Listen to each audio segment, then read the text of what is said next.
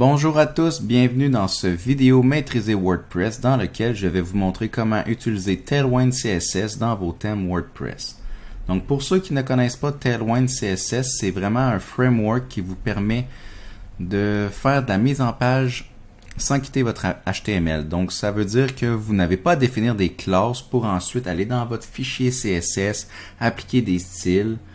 Vous définissez directement les styles au niveau de vos éléments HTML en tant que classe et non pas en tant que l'élément ou l'attribut style. Donc comme on peut le voir ici, si on actualise la page, plus on ajoute des classes dans l'animation, plus les éléments changent de position, puis plus on est proche de ce qu'on veut comme résultat final. Donc c'est vraiment pratique.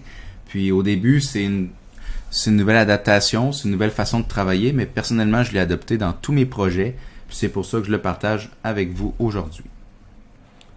Donc là, j'ai installé un WordPress 6.0.1. On vient avec le thème par défaut.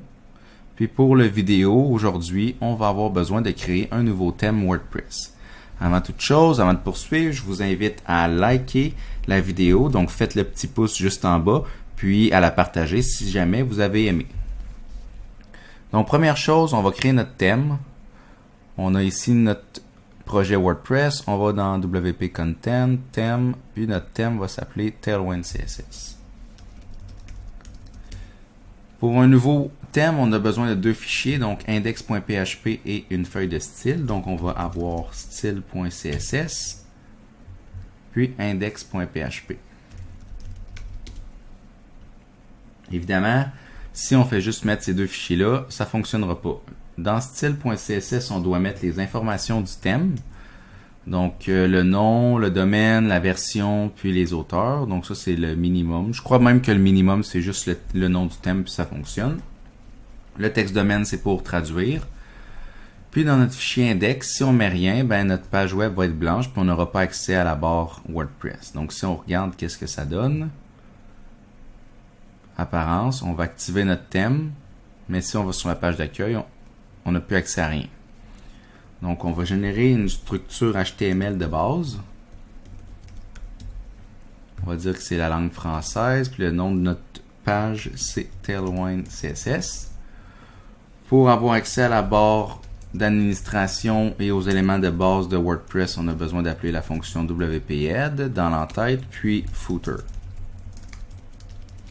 Avec ça, on a la base, puis on va être en mesure d'utiliser WordPress. Par contre, là, on n'a rien d'affiché, donc on va au moins se mettre un titre H1 avec la fonction de title de WordPress. Oups. Bien. OK. Maintenant, si on retourne sur notre page d'accueil, on a Bonjour tout le monde qui s'affiche. Si on regarde le code source, on va voir qu'on a notre titre H1, puis on a des éléments de base que WordPress génère dans le head, puis quelques scripts dans le footer avec notre barre d'administration en haut. Donc maintenant, ce qu'on doit faire, on doit installer Tailwind CSS et Laravel Mix. Moi, j'utilise Laravel Mix parce que Webpack, c'est quand même quelque chose qui est complexe à comprendre en fait et à configurer. Puis je trouve que au final on fait souvent la même chose. Puis je me dis que Laravel Mix est un super outil gratuit et open source qui a été développé par Laravel. Puis ça nous permet de générer du CSS, du JavaScript facilement avec un petit fichier de configuration. Fait qu'on va utiliser ça pour notre exemple aujourd'hui. Donc pour installer Laravel Mix, la première chose à faire, c'est d'aller dans notre terminal. On va dans notre dossier thème, on liste, on voit que Tailwind CSS existe. On va se rendre dans Tailwind CSS. On a deux fichiers, index et style. Pour installer Laravel Mix, on a besoin de npm, donc Node.js. Donc vous pouvez aller le chercher sur le site web officiel. Puis on tape la commande qui est node install Laravel Mix. On utilise SaveDev parce que dans un environnement de développement, en fait, c'est juste dans notre environnement de développement qu'on va générer notre CSS. Normalement, en production, le CSS est déjà optimale. Donc, on n'a pas besoin d'exécuter des commandes Laravel Mix en production. Donc, une fois que ça c'est fait, on doit créer le fichier de configuration qui s'appelle webpacks.mix.js. On peut utiliser touch avec la ligne de commande ou utiliser notre IDE pour le faire.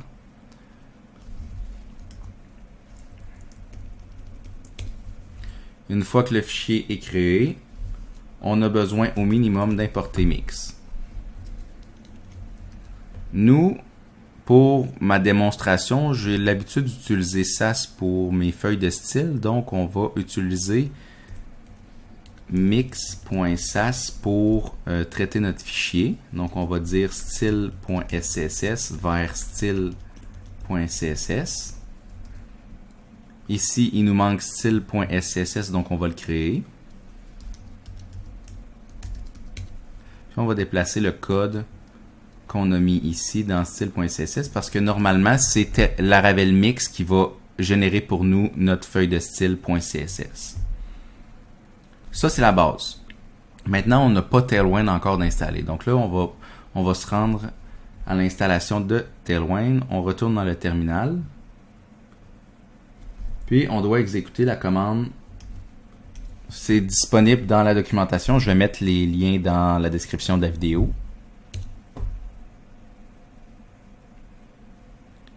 Donc, on a Tailwind CSS d'installer. Puis, Tailwind a aussi besoin de son propre fichier de configuration. Fait qu'on va utiliser la commande npx tailwind css init pour le créer. Si on retourne dans le code, on voit qu'on a Webpack, on a Tailwind. Au niveau de Tailwind, lui, le paramètre qui est le plus important, c'est Content. On nous demande une liste de fichiers qu'il doit analyser pour extraire les classes CSS qu'on utilise. Parce que Tailwind est très performant, mais a besoin de connaître tous les styles CSS à extraire pour les générer dans la feuille de style. Parce que si on génère tous les styles existants de Tailwind CSS, notre fichier va faire il va être très lourd en fait, c'est pas optimal pour un site en production. Donc là, nous, pour notre exemple, le seul fichier qu'on a, c'est index.php. Puis c'est tout.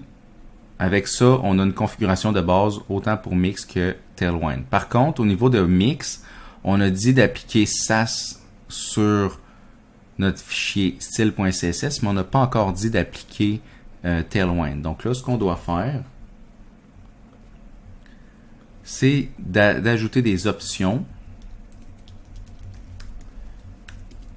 Puis on dit en post-traitement, on va aller chercher Tailwind CSS. Donc ça nous permet d'appliquer Tailwind CSS sur notre feuille de style CSS. Finalement, pour avoir accès à toutes les composantes de base, on doit mettre Tailwind. Ça, c'est disponible dans la documentation. C'est les instructions de base qui vont être utilisées par Tailwind CSS. Base, en fait, c'est comme un reset CSS. Ça réinitialise tous les styles du furteur web. Donc, on est sûr que les styles vont être pareils, peu importe avec quel outil on visite le site web. Une fois que ça c'est fait, on peut générer notre fichier CSS. Donc, on retourne dans notre thème, on fait npx mix production. Donc, production, c'est ce que vous allez utiliser quand vous avez terminé de développer votre site web pour générer un fichier compressé qui n'a plus de commentaires puis plus d'espace ou presque pas. Là, ce qu'on nous dit, en fait, c'est qu'on a eu besoin de des nouveaux paquets Node pour générer le SAS. Donc là, on va faire npm i pour les installer. Puis on va relancer la commande. Donc là, on nous confirme que le fichier style.css a été généré. On va retourner ici. On va aller dans style.css. Là, on voit qu'il y a plusieurs éléments. Là, c'est tous les éléments qui font partie, comme je disais tantôt, de base. Par contre, là, on a perdu nos commentaires en haut, qui définissent en fait notre thème. Donc, pour conserver ça, on doit mettre des points d'exclamation en haut et en bas d'ouverture et de fermeture de commentaires. Puis, on peut relancer la commande.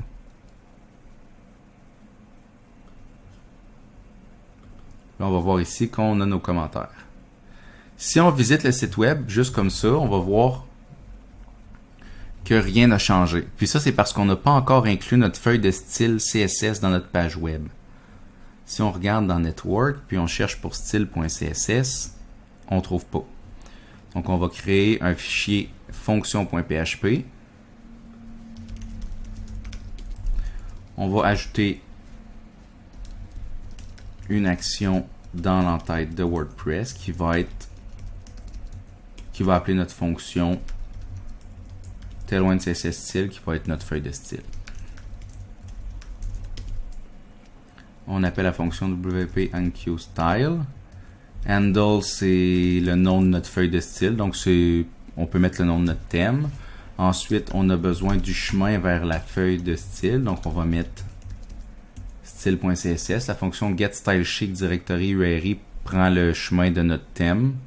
Ensuite, on n'a pas de dépendance à d'autres fichiers CSS, puis on va mettre la version 1.0.0 de notre feuille de style. Si on retourne, là on voit qu'il n'y a pas de style appliqué au H1, mais notre feuille de style a été chargée, donc ça fonctionne. Donc maintenant, si on veut utiliser Tailwind CSS efficacement, il ne faut pas faire la commande mix production chaque fois, sinon on va trouver que c'est long et c'est redondant. Donc ce qu'on peut faire, on peut utiliser Watch. Watch, ce que ça fait, c'est que chaque fois que vous faites des changements à vos fichiers CSS qui sont listés dans Content, on reconstruit le fichier CSS, on le régénère. Donc là, à partir de maintenant, on peut utiliser des classes CSS Tailwind, on peut utiliser la force de Tailwind CSS. Donc si on va sur le site web dans la documentation, puis on regarde par exemple pour le font size. On nous dit que les différentes classes ici peuvent être appliquées. Donc, on peut avoir du texte 3 fois plus large. Là, ici, on a l'équivalent de la valeur en pixels ou en REM. Donc, si on utilise cette classe-là sur notre H1